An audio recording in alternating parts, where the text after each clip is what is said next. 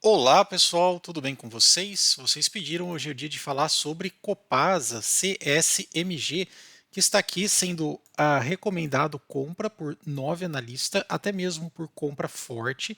Preço-alvo está meio que marginal em R$ 20,74.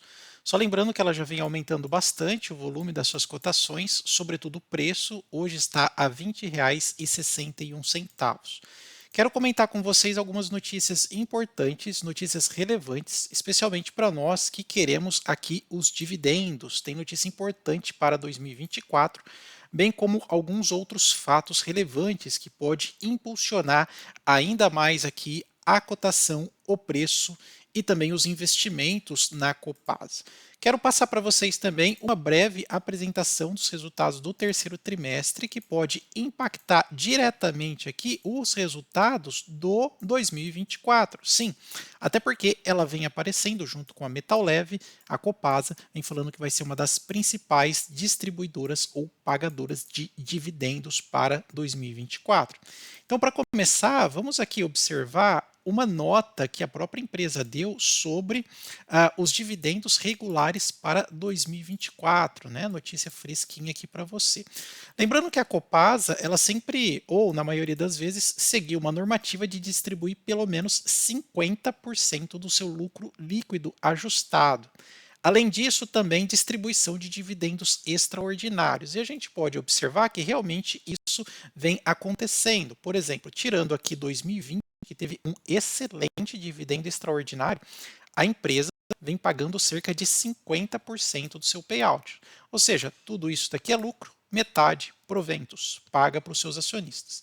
Lembrando que nos últimos 3 anos ela pagou esses 50% e agora ela vem garantindo que para 2024 também será de 50%, logo a gente pode entender que esses 14,04% de dividendo será uma lógica aplicada também para o próximo ano ou este ano de 2024. Pessoal, informações bem ricas aqui para vocês. Espero que seja um conteúdo de valor e que mereça aí seu like. Então, por favor, já vai deixando o seu like, se inscrevendo no canal e também compartilhando esse conteúdo.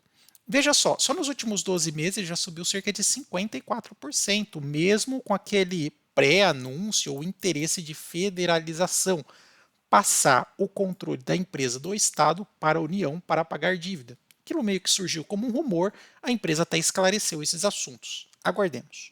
Outra coisa interessante, ela já voltou praticamente para sua máxima das últimas 52 semanas. Quem conseguiu pegar aqui uma das mínimas, cotado a R$ 12,25, realmente se deu bem. Coloca aí no campo dos comentários qual foi a cotação que você conseguiu pegar aí da Copasa, conhecida como uma vaca leiteira, aquela que dá dividendos bem regulares aí para os seus acionistas. Aqui aconteceu mais ou menos este vale, aquele anúncio meio que rumor, quem conseguiu pegar aqui por volta dos 16 até 15,80 se deu muito bem.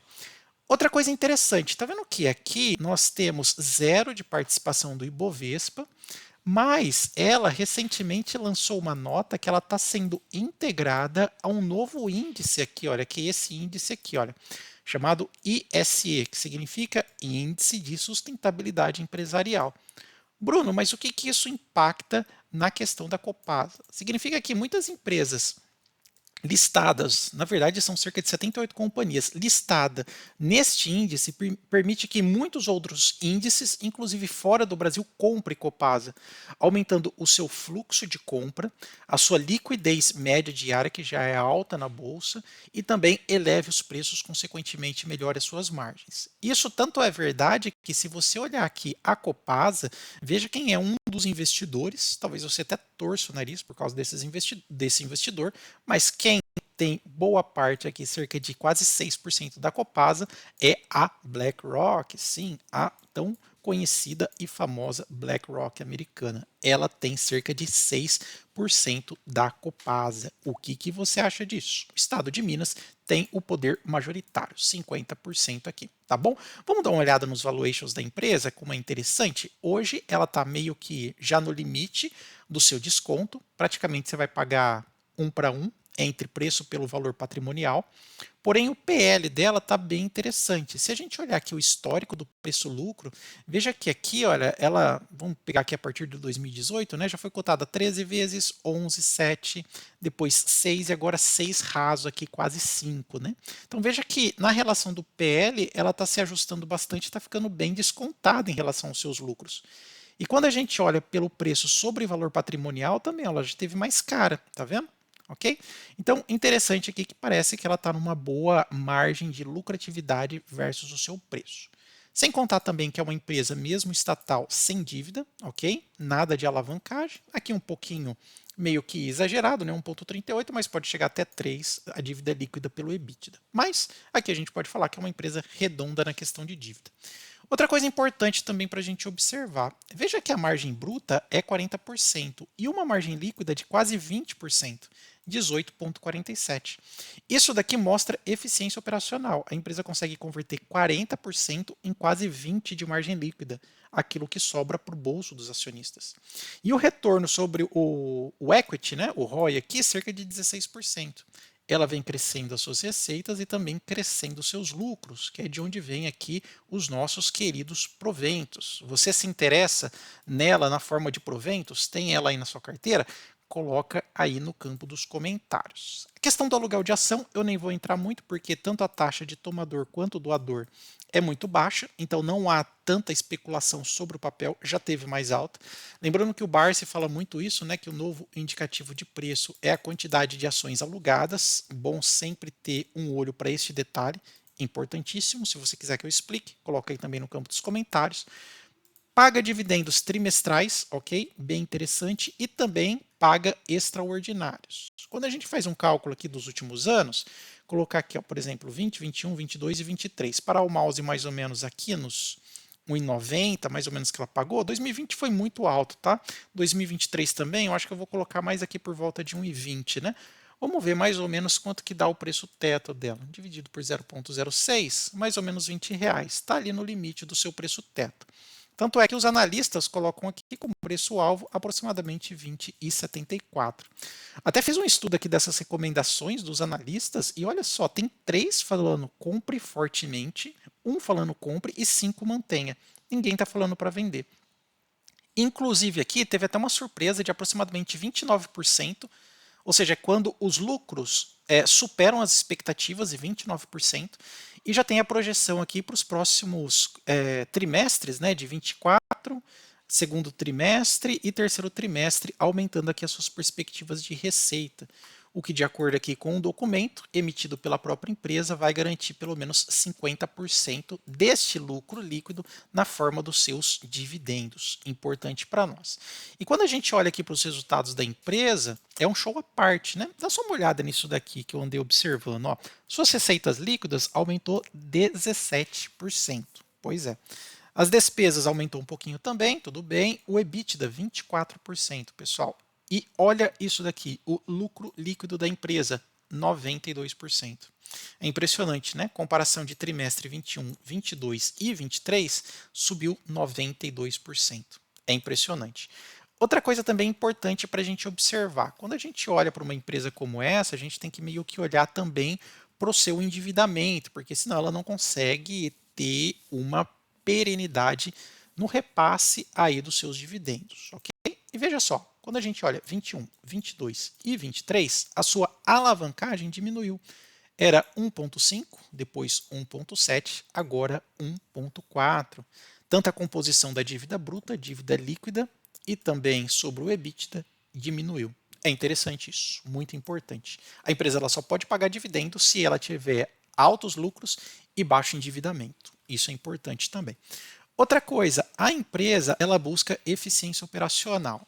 O que é eficiência operacional? É converter esse cara aqui, olha, basicamente seria converter a margem bruta em margem líquida. Seria espremer um pouco mais o caldo aqui para aumentar estas margens. E como ela consegue fazer isso? De uma única forma, né? Ela consegue fazer isso através de investimento, novas tecnologias, tudo mais. Ela pretende aqui ao longo dos anos, no seu pipeline de investimento, que vai de 24 até 27, cerca de 2 bilhões por ano só de investimento, só nos seus CAPEX aqui. Tá? Então, ela já realizou, por exemplo, aqui no terceiro trimestre de 23, 1,1 bilhão. Tá? Depois ela vem aqui, estimado 24, quase 2, quase 2, 2, 2. Né? Então a empresa entende que para ela poder melhorar suas margens, ela vai ter que aumentar aqui os seus investimentos. Até porque as suas margens hoje permitem que ela faça isso. Quando você observa aqui que o seu EBITDA, né, ou seja, descontado depreciação, amortização e tudo mais, ela cresceu 24% comparativamente, o seu lucro também saltou 92%. Você acha que essa empresa, a Copasa, ela tem perspectiva, né, de continuar esses lucros? Os indicadores aqui, conforme a gente vê, aqui pelo o lucro por ação, né, estimado na plataforma que eu estou utilizando, Microsoft Start, peço que vocês também dêem uma experimentada aí nessa plataforma, depois me fala. Ela coloca aqui, né, olha, aqui algumas perspectivas, fala que vai reduzir um pouco de trimestre para trimestre no último quarto aqui de 2023, mas a partir de 24, primeiro, segundo e terceiro, ó, vai aumentar, ó, vai ficar até maior do que este aqui, ó, fazendo com que o lucro por ação sendo remunerado 50% do lucro líquido, né, a gente ainda tenha um excelente dividendo, né, chegando mais ou menos aqui nesta ordem do que foi esse ano. Até porque várias matérias estão falando que ela vai continuar com esses lucros interessantes. Outra coisa também que a gente pode observar, né? Se a gente observar aqui os índices dos seus reservatórios, o pessoal de Minas pode comentar. Os seus reservatórios, eles sempre operam com bons volumes. O estado de Minas, historicamente, né, tem uma boa representatividade hidrológica, né? Então, assim, chove bastante no estado de Minas. Então, ele consegue captar, o índice dos seus reservatórios fica numa margem interessante, né? E permite com que ela consiga distribuir água, fazer o trabalho de saneamento sem ter que fazer racionamento, né? Ou seja, sem ter que cortar das suas receitas, controle de preço, tudo mais. Outra coisa também que é importante a gente observar. Isso daqui ele vem falando sobre o lucro líquido, né, a distribuição dos dividendos, conforme a gente já comentou. Mas uma coisa importante que a gente tem que falar, ó, é isso daqui. Ó. Existem duas formas de dividendos: os regulares, que eles pagam trimestrais, ok? Paga até 60 dias depois da aprovação, e os extraordinários, que são aquelas explosões que teve ali em 2020 e também em 2023, aqui 2020 e também em 2023. O que acontece? Ela fala assim, olha, poderá haver distribuição de dividendos extraordinário conforme o conselho. E quando a gente olha o histórico da Copasa, a gente pode perceber que existe um conselho bem inclinado a pagamento de dividendos extraordinários, porque todo mundo ganha, ok? E o percentual dessa remuneração é esses 50 aí, ok? É interessante saber disso. A empresa tem uma excelente política de distribuição dos seus dividendos. Outra coisa também que é importante a gente comentar, olha, é isso daqui, olha, que eu estava observando. Quando a gente dá uma olhada aqui, a gente já passou aqui pelos dados, né? Veja só aqui, olha, que ela fala sobre a sua classificação. Isso daqui é muito importante, tá, pessoal? No CPF nosso, não existe aquele score lá dado pelo SPC, que seria, ela faz uma análise se você paga tudo certinho as suas contas. Uma empresa também tem isso de capital aberto, e tem algumas agências que classificam, né? Então, por exemplo, a Moody's está classificando como AAA, ou seja, 3A é a nota mais alta, com uma perspectiva estável em outubro de 23, recente, né? E a Fitch dá 2As BR, é um pouco diferente a escala aqui, mas também perspectiva estável em junho de 2023. O que tudo isso significa? Significa que perante os analistas, né, tanto seus lançamentos de debêntures, né, pegar dinheiro emprestado, quanto propriamente a avaliação do caixa da empresa, né, é estável, significa que a empresa tem uma excelente qualidade. Uma coisa importante que eu observei aqui, que eu também quero compartilhar, é isso daqui. Olha, veja só que a empresa hoje ela tem cerca de 50% em free flow. Então, dificilmente alguém vai conseguir chegar lá e comprar majoritariamente a empresa. Né? Ela tem 49% distribuído aí no mercado. Ela pertence ao novo mercado, mais alto nível, né, seria de solidez da empresa, né, perante os seus acionistas. E outra coisa importante, olha, veja que aqui tem 90, quase 100 mil pessoas, CPFs, pessoas físicas que investem na Copasa. Eu me lembro quando esse número aqui não passava de 30 mil. Pois é, então tem muita pessoa física investindo na Copasa. O pessoal está conhecendo, gostando do case, colocando seu dinheiro na forma de investimento. E você também é um desses 98 mil? Investe nela? Pretende investir? Então comenta aí pra gente, não esquece de deixar aquele like e também se inscrever e compartilhar esse vídeo. Até mais, tchau, tchau.